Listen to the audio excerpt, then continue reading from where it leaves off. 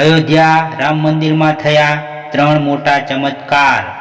એક, રામનવમી પર થશે સૌથી મોટો ચમત્કાર. નમસ્કાર મિત્રો, જય શ્રી રામ, હર હર મહાદેવ. સ્વાગત છે તમારું એક નવા વિડીયોમાં. મિત્રો, આ વિડીયો શરૂ કરતા પહેલાં મારી આપ સૌને વિનંતી છે કે દરેક ભારતીય હિન્દુએ આ વિડીયો અંત સુધી અવશ્ય સાંભળો તથા વિડીયોને દરેક વ્યક્તિ સુધી જરૂરથી શેર કરજો અને વિડીયોને લાઈક કરી ચેનલને પણ સબસ્ક્રાઈબ કરી દેજો અને કોમેન્ટ બોક્સમાં સાચી શ્રદ્ધાથી જય શ્રી રામ, હર હર મહાદેવ લખવાનું ભૂલતા નહીં, જેથી ભગવાન શ્રી રામ અને મહાદેવની કૃપા આપણા સૌ પર નિરંતર બની રહે. ચાલો મિત્રો, વિડીયોને શરૂ કરીએ. અયોધ્યામાં રામ જન્મભૂમિ પર રામલલ્લાનું મંદિર તૈયાર છે.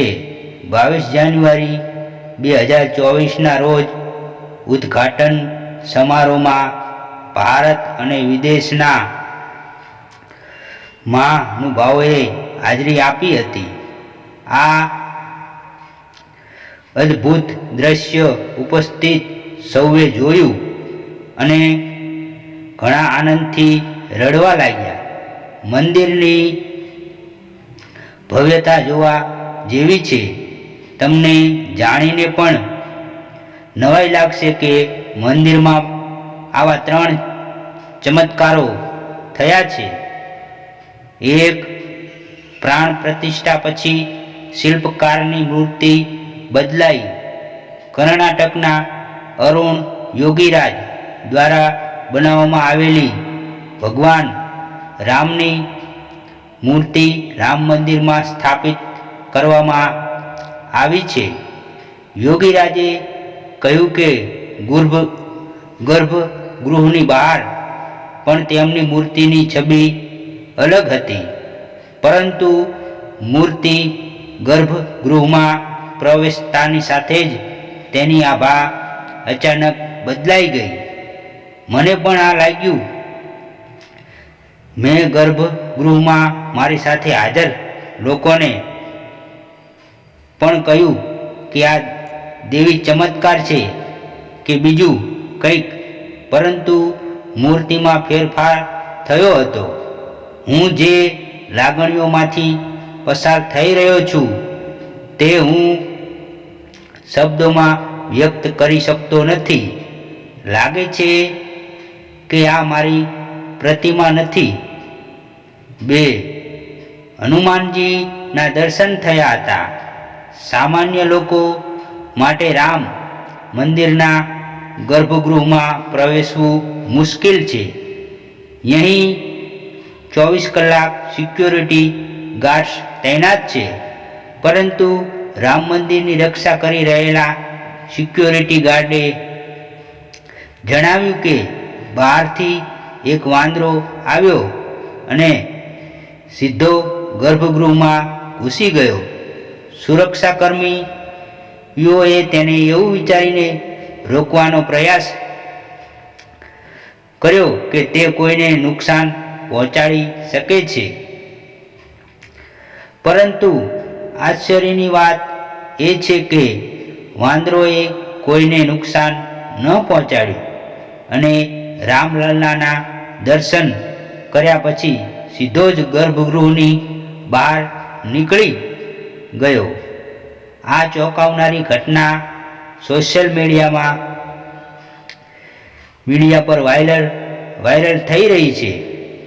ઘણા ભક્તો માને છે કે હનુમાન સ્વયં ભગવાન રામના દર્શન કરવા આવ્યા છે. શ્રી રામ મંદિર તીર્થ ક્ષેત્રે ટ્રસ્ટે ટ્વીટ કરી કે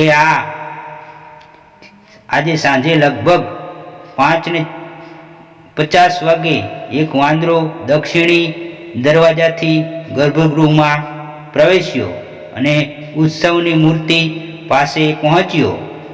બહાર તૈનાત સિક્યોરિટી ગાર્ડ આ જોયું અને કદાચ વાંદરો ઉત્સવની મૂર્તિને જમીન પર મૂકી કે એવું વિચારીને વાંદરો તરફ દોડ્યા, પરંતુ પોલીસ કર્મીઓ વાંદરા તરફ દોડ્યા કે તરત જ વાંદરો શાંતિથી ઉત્તર દરવાજા તરફ દોડ્યો.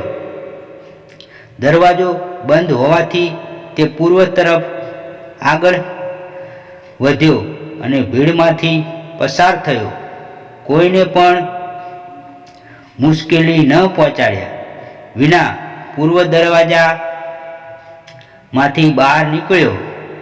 સુરક્ષાકર્મીઓનું કહેવું છે કે અમારા માટે જાણે હનુમાનજી પોતે રામલલ્લાના દર્શન કરવા આવ્યા હોય.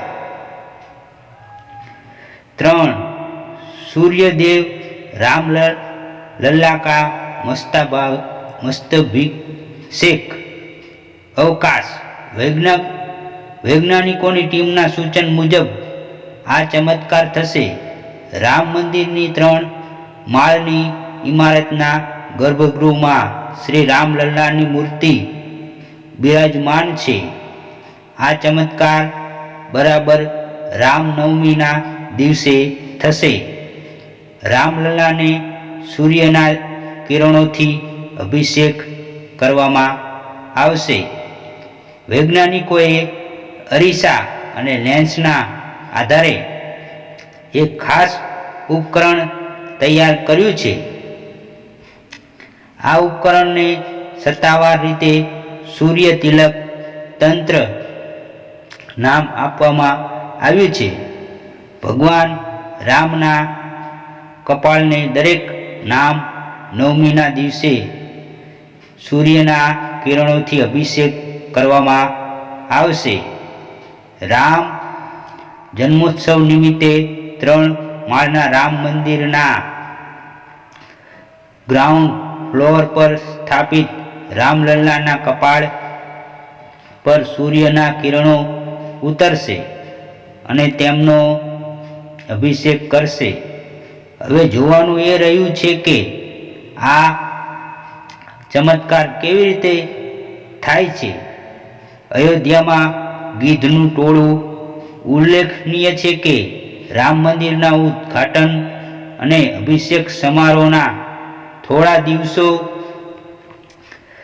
પહેલા અચાનક ક્યાંકથી ગીધનું ટોળું અયોધ્યા આવી પહોંચ્યું હતું. ત્યારે પણ એવું માનવામાં આવ્યું હતું કે જટાયુ દર્શન માટે આવ્યા હતા. વર્ષો પછી અયોધ્યામાં ગીધનું એક જૂથ જોવા મળ્યું, જે થોડા દિવસો ત્યાં રહ્યા પછી ચાલ્યા ગયા. મિત્રો, વિડીયોને લાઈક શેર કરજો અને કોમેન્ટ બોક્સમાં સાચી શ્રદ્ધાથી જય શ્રી રામ, હર હર મહાદેવ લખવાનું ભૂલતા નહીં, જેથી ભગવાન શ્રી રામ અને મહાદેવની કૃપા આપણા સૌ પર નિરંતર બની રહે. અને મિત્રો, તમે હજુ સુધી અમારી ચેનલને સબસ્ક્રાઈબ ના કરી હોય તો સંજુ ગુજરાતી સ્ટોરી ચેનલને સબસ્ક્રાઈબ કરજો. જય શ્રી રામ, હર હર મહાદેવ.